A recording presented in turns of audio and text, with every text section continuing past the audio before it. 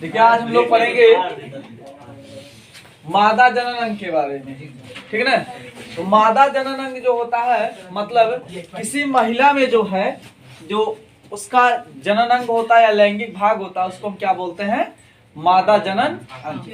तो मादा जनन अंग को जो बेसिकली दो पार्ट में बांटा गया। जैसे हम लोग जो है पढ़े नहीं थे कि मतलब पुरुष में जो है नर जनन अंग को दो पार्ट में, प्राथमिक और द्वितीय, ठीक है ना। द्वितीय को सहायक भी बोल सकते हैं।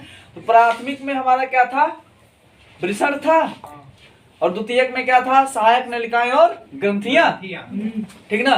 नर वाले में इसमें क्या है कि प्राथमिक में जो हमारा अंडाशय आएगा, अंडाशय जो होते हैं ये हम आपको बताए थे कि संख्या में कितने होते हैं, तो दो होते हैं, ठीक है ना। संख्या में कितने होते हैं, दो होते हैं। और ये दोनों जो है अलग अलग स्थित होते हैं, मतलब एक साथ अटैच नहीं होते। जबकि वहीं पुरुष में क्या था, जो दोनों वृषण थे वो एक दूसरे के साथ अटैच रहते थे, साथ में ही रहते थे, है ना। तो ये जो है संख्या में कितने होते हैं, ये भी दो होते हैं। और अंडाशय से जो है ना, इसी में कौन पाया जाता है, तो इसमें अंडाणु पाए जाते हैं, ठीक है ना, अंडाणु। और यही अंडाणु जो है ना निषेचित होते हैं। अब एक मामला आता है कि अंडाणु की संख्या इसमें जो है कितने होती है, बहुत होता है यार, लाखों में होता है, ठीक है ना।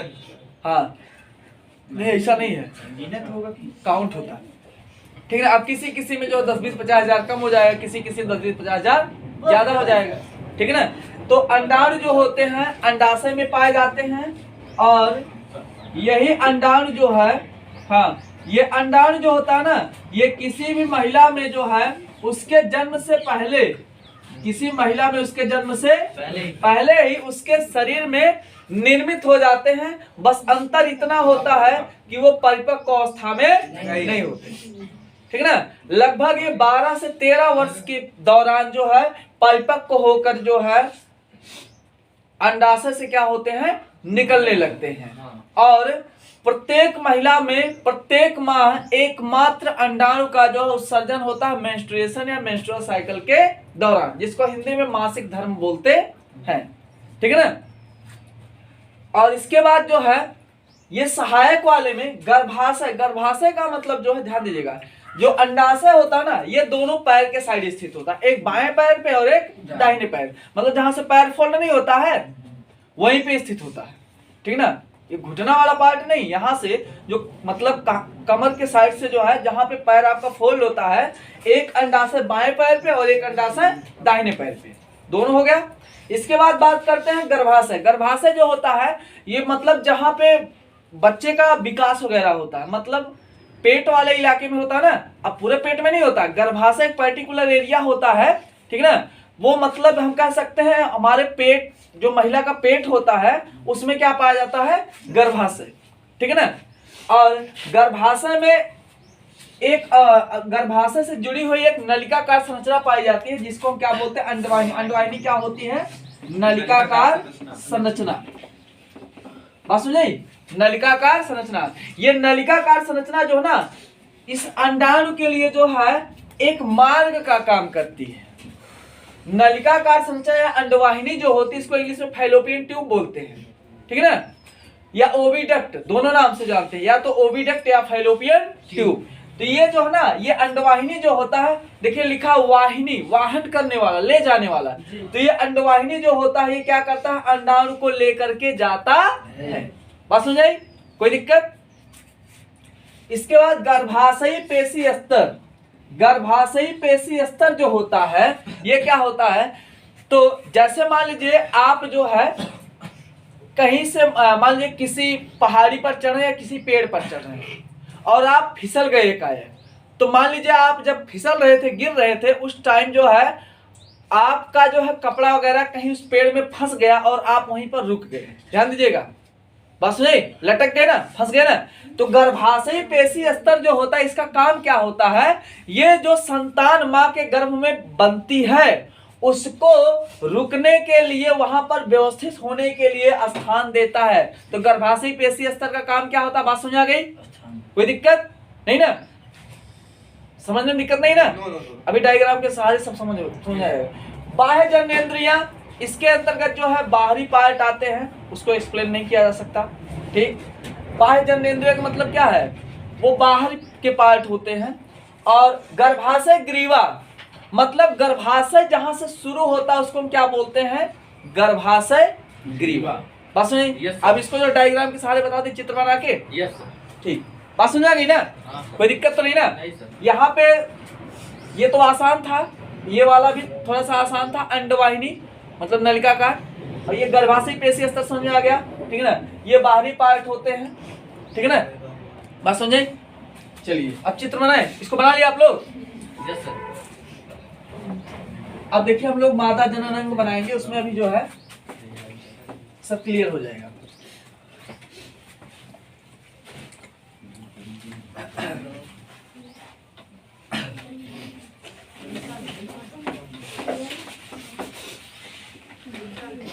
देखिए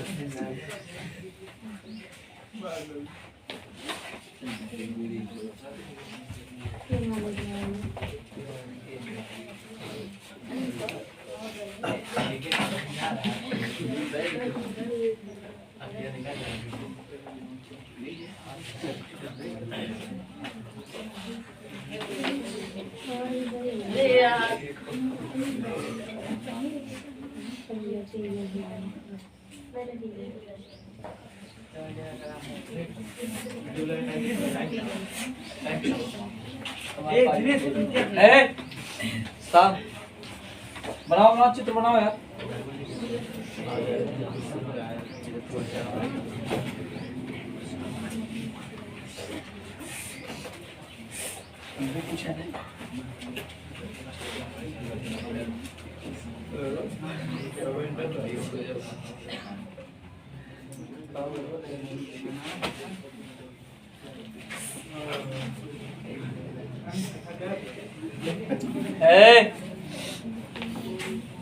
इतना आवाज कर रहे यार।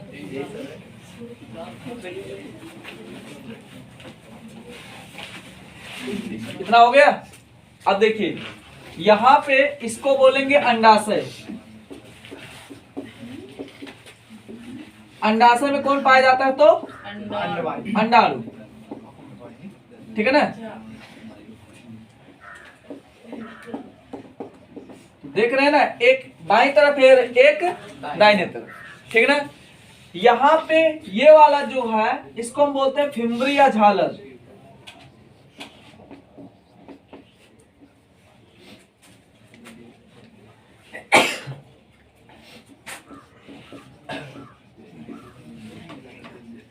ठीक है ना, बस हो जाए।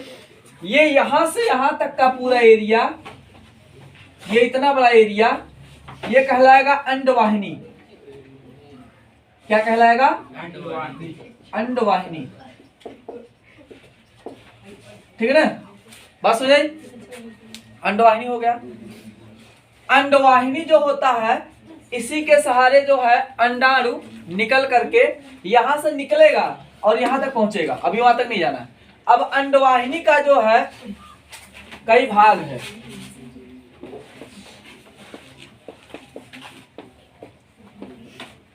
तीन भाग है। नंबर 1 हो जाएगा इनफंडिबुलम,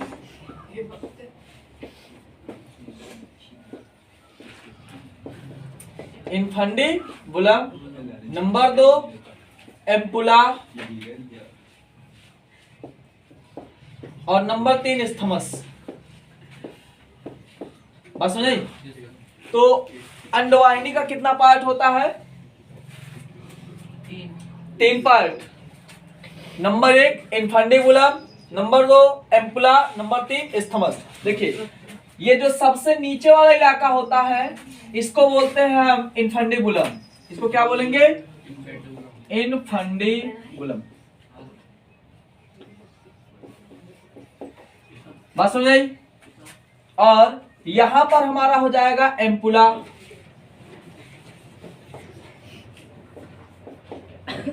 और यहां पर हो जाएगा स्थमस। बात समझ आई, कोई दिक्कत नहीं ना। और ये जो पर्टिकुलर इलाका है इसको हम बोलते हैं यूटेरस या गर्भाशय। बात समझ आई? ध्यान दीजिएगा, ये क्या है? गर्भाशय। और यहां पे ये देखिएगा,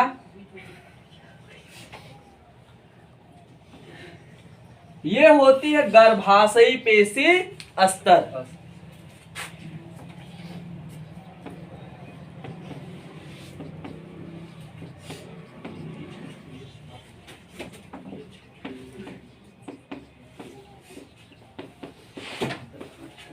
एक चीज ध्यान दीजिएगा, इसका दो पार्ट होता है, एंडोमेट्रियम मायोमेट्रियम, मतलब बाह्य गर्भाशयी पेशी स्तर और अंतः गर्भाशयी पेशी स्तर। उससे आपको मतलब नहीं है, ठीक है ना। फिर यहां पे हो जाएगा गर्भाशय ग्रीवा, ये वाले इलाके में, उसको छोड़िए, वहां से मतलब नहीं है, ठीक है ना। तो इसमें देखिए सिस्टम कैसे काम करता है।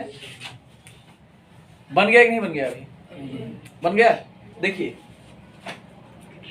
अंडाशय में अंडाणु पाए जाते हैं, और ये अंडाणु जब उत्सर्जित होगा तब उसको बोलते हैं अंडोत्सर्ग या ओव्यूलेशन। उसको क्या बोलते हैं? अंडोत्सर्ग या ओव्यूलेशन। तो ये अंडाणु जब उत्सर्जित होगा ना, तो ये जो आपको अंगुली के आकार का, फिम्बरी के आकार का जो फिम्बरी है या झालर है, ये उसको पकड़ने का काम करता है। अंडाणु जैसे यहां से रिलीज होकर निकलेगा, ठीक ना, जैसे ही यहां से अंडाणु रिलीज होगा ना, अंडाणु निकलेगा, तुरंत ये क्या करेगा? उसको पकड़ लेगा। बस नहीं, इसके बाद जो है अंडाणु पहले इनफंडिबुलम तक जाएगा, यहां से जाने के बाद एम्पुला, और एम्पुला से जाने के बाद स्थमस तक पहुंच करके रुक जाएगा। ध्यान दीजिएगा, स्थमस पर जाकर के क्या हो जाएगा? रुक जाएगा। और यहां पर लगभग 14 दिनों तक रुका रहता है। कितना? 14 दिनों तक, ठीक है ना। अगर मान लीजिए ये महिला, ठीक, किसी के साथ शारीरिक संबंध स्थापित करती है इन 14 दिनों के अंदर, ध्यान दीजिएगा, ठीक ना, इन 14 दिनों के अंदर जब तक अंडाणु यहां पे है, 14 दिन के बाद ये नष्ट हो जाएगा, ऑटोमेटिक डेड हो जाएगा। ये जो अंडाणु है ये क्या हो जाएगा? डेड हो जाएगा। तो जब मासिक धर्म होता है, महिला जो है, जब महिला का जो मासिक धर्म होता है, तो उस टाइम से 14 दिन तक, उस टाइम से 14 दिन तक जो अंडाणु होता है वो स्थमस जंक्शन पर शुक्राणु का इंतजार करता है निषेचित होने के लिए। अगर कोई महिला किसी पुरुष के साथ इन दिनों तक, मतलब 14 दिनों के अंदर शारीरिक संबंध स्थापित होती है, तो शुक्राणु यहां पर पहुंच करके क्या करेगा? इस अंडाणु को निषेचित कर देगा। बस नहीं। और अगर नहीं करती है तो इस केस में अंडाणु स्वतः क्या हो जाएगा? डेड हो जाएगा, निष्क्रिय हो जाएगा। ये जो है किसी काम लायक नहीं रह जाएगा। बात समझ आई? कोई दिक्कत नहीं ना? ये बात समझ में आ गई? अब देखिए, मान लीजिए 14 दिनों के अंदर जो है अंडाणु क्या हो गया? निषेचित हो गया। निषेचित होने के बाद इसमें आपको एक मिलेगा ब्लास्टोमियर, एक वर्ड मिलेगा आपको, क्या? Blastomere. Blastomere means cell division, मतलब कोशिकाओं का विभाजन होता, तो उसमें मारुला, ब्लास्टुला, ब्लास्टोस, ठीक ना, गैस्ट्रुला, ये सब अवस्थाएं आती, उससे आपको मतलब नहीं है। वो कक्षा 10 में वो सब नहीं है यार, है ना, इंटर में है। थोड़ा सा नाम सुन लीजिए, कहीं लिखा हुआ मिलेगा तो जान जाइएगा, उसी से संबंधित है। मारुला, ब्लास्टुला और गैस्ट्रुला, ठीक ना। तो ये होता है 8 कोश का, 8 से 64 और 128 से ज्यादा अवस्था होती है, ठीक। तो वहां तक जाने की जरूरत नहीं है। तो हम कह सकते हैं पहले कोशिकी विभाजन होगा। कोशिकी विभाजन, अब एक चीज बताइए, जैसे मान लीजिए आप जब छोटे थे तो जो कपड़ा पहनते थे, आज के डेट में हमको नहीं लगता वो कपड़ा पैरों में घुसेगा, मोजा वोजा काम करेगा। पैंट जो है ना, नीचे सिलाई करवा दीजिए तो मोजा काम करेगा। जो आप लोग बचपन में पहने थे, आप 55 के हो गए, ठीक है ना। अब इतना बड़ा बड़ा पैंट होगा तो नीचे सिला दीजिए, ऊपर से कटवा दीजिए तो मोजा वोजा काम करेगा। तो ऐसे ही जो है, जब यहाँ पर एक अंडाणु था तो इतना जगह था, ध्यान दीजिएगा, टेक्निकल चीज। जब अंडाणु इसमें जो है कोशिकी विभाजन होगा, विभेदन के बाद जो है या विभाजन के बाद उसमें क्या होगा? संख्या उसका बढ़ेगा घटेगा? बढ़ेगा। तो संख्या जब बढ़ेगा तो आपको बचपन कपड़ा होता है आज की डेट में? नहीं होता है। तो यहाँ पर जब संख्या बढ़ेगा तो जगह धीरे धीरे कम पड़ेगा, ज्यादा कम। तो ये धीरे धीरे क्या करेगा, आगे बढ़ना शुरू होगा। और जब ये आगे बढ़ता है ना तो धीरे धीरे जो है ये यहाँ तक आकर के क्या हो जाएगा, व्यवस्थित हो जाता है। यही हमारा क्या होता है, गर्भाशयी पेशी स्तर। और यहीं पर आके संतान जो है ना, संतान आके व्यवस्थित हो जाती है। और संतान जब, अब एक मामला आप लोग सोच रहे होंगे यार एक तरफ व्यवस्थित होगा, दोनों तरफ एक संतान एक तरफ, इसीलिए तो जुड़वा पैदा हो सकते हैं। हाँ तो एक हाईवे खाली है ना इधर, 6 लेन, अच्छा गाँव में थोड़ा जो बड़ा, ठीक है ना। बात सुनिए, तो यहाँ पे जो है एक गर्भाशयी पेशी स्तर पे जो है एक संतान का विकास जनरली होता है। अगर जुड़वा होता है किसी में तो एक इस तरफ चुन्नू और चिंकी इस तरफ, है ना।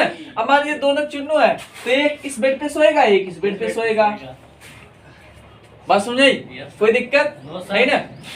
अब यहाँ पे जो है, अब ध्यान दीजिएगा, यहाँ पर एक मामला आता है कि संतान का जन्म कैसे होता है। तो इसमें हार्मोनल प्रॉब्लम होता है। जैसे जैसे ये संतान जो है वृद्धि करेगा, विकास करेगा, वैसे वैसे जो है कुछ हार्मोन्स होते हैं वो रिलीज होते चले जाते हैं और अंततः जो है इसका जन्म हो जाता है। इसलिए आप देखेंगे कि कुछ महिलाओं को जो है ना, जैसे मान लीजिए जो संतान को जन्म नहीं दे रही है लेकिन संतान का जो टाइम पूरा हो गया, उनको इंजेक्शन वगैरह लगाया जाता। क्यों?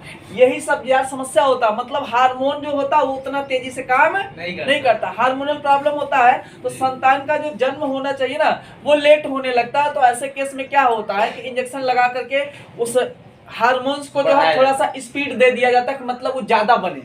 जब वो ज्यादा बनेगा तो जन्म हो जाएगा। बात सुनिए, अब वो अलग मामला है, कुछ जो है दर्द वाला भी होता है, वो अलग मामला, ऑपरेशन करने के लिए हमसे उससे मतलब नहीं है, ठीक है ना। बात समझ आ गई, कोई दिक्कत नहीं ना। तो इसका जो ये वाला पार्ट होता है इसको क्या बोलते हैं, गर्भाशय। कोई दिक्कत तो नहीं ना है? मुझे लगता है इसमें कुछ छोटा उटा बताइए। कुछ समझ में आया? पक्का बना है कि नहीं सबका? बना लीजिए।